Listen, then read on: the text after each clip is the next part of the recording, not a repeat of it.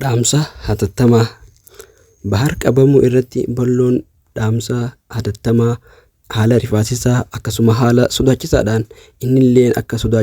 sodaatee jiru akka wanteellee viidiyoo kiyya kanallee sheer godhaadhaati bikka hundaan gahaadhaa akka namni manni Oromoo hundina dirmatu jee viidiyoo isaa san dayxanii akkasitti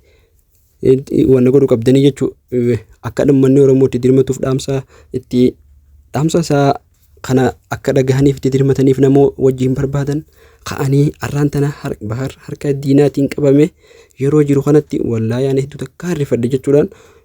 haala innummaanuu rifatee ilmaan kiyyaaf sababa monoroo kanarraa baqadheenis gara mana saahiba kiyyaa ammallee himuun barbaadu jee hedduu takka baqa akkasitti dubbataa jechuudha. Innillee uummanni kun hanganumatti jabeessanii garuu balloollee sodaachisanii innillee kun hanga mana isaatti jijjiirratee bikka biraa jiraachuu takkallee isaan gahee sababuma bahar wajjin jira jechuudhaan isaatu nuuf ja'anii isa dhaadatan kanaa wajjin wal qabatee fakkaata.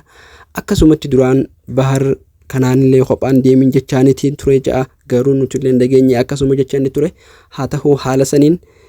hedduu tokko bakka haala rifaasisaadhaan dubbate inni garuu akkamitti akkaataan isaa itti qaban kun hedduu tokko rifaasisee innillee akkasuma na qaban jechuudhaan sodaachaa jira jechuudha. Namoonni naannoo isaatti argamtan akkasii waliin hirmaattanii baasuu qabdan jechuudha.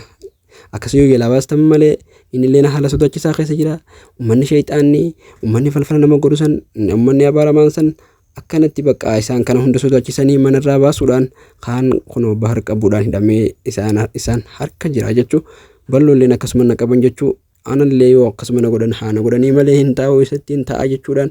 aboona dirmadhaa jechuudhaan dubbate uummanni naannoo isaa jiraatan itti dirmadhaadha uummanni hordoftoonni keenyallee dhaqaa itti barreessaadha akkasitti akka isaan dhaqanii fuudhan harkaa godhuu qabdaniin isiniin ja'a jajjabaadhaa dhaamsa kiyya kana galmaan gahaa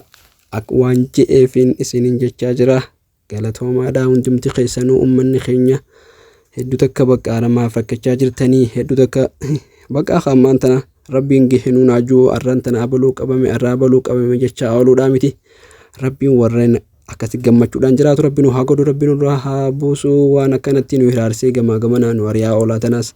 uummata akkanatti adawwii ciisa dhabdee ummata keenya iraarsaa hordoftotanas rabbiin irraa haa qabu akkasitti kabajamtootaa fi hordoftoota keenya wallaahi balloon takka akkanatti rifatee hin dubbanne jechuuf ati haalleen akkasuma rifattee wallaahi waan dubbatturraa wallaaltee balloo dafina dhaqqabii anillee waan hin godhun beekuuti sumaan abdaddaa eega rabbii gadi dhiyattee isiilleen dubbatte wallaahi hedduu takka bakka nama rifachiisan jechuu haalli isaan keessa jiranii yeroo sanitti maaliif hedduu takka nama rifachiisan rabbiin isaas nagahaan harkaaf haa baasu wallaahi hedduu tokko nama rifachiisan yeroo isaan dubbatanii dubbannaan isaanii namoota rifateen ni beeyta haalli isaanii kun deemee jarri qabamuusa qixaaxamuusa adabamuusi numa irruma aannaa jechuudhaan isaan dhaadatan san dhugaa godhachuudhaaf deemanii jechuudha gaafa duraan akkas dhaadachaa fi turaan hedduu takka bakka isaan kana yoo kanatti nuti akkas hin goone yoo nuti kana hin goone jedhanii isaan kana duraan hedduu takka cinqaa turanii arraan tana kunoo milkaa'ee fi harka isaanii jira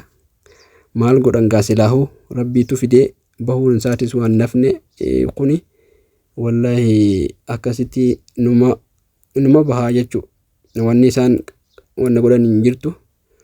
waanummaan isaan irraa akkanatti isaanu qabamu faaf ta'anii akkasin isin hin jaaqabjamtootaa fi hordoftoota kiyyaa hanga viidiyoo biraatti walitti deebinu. Assalaamu alaikum warahmatullahi wabarakatuh.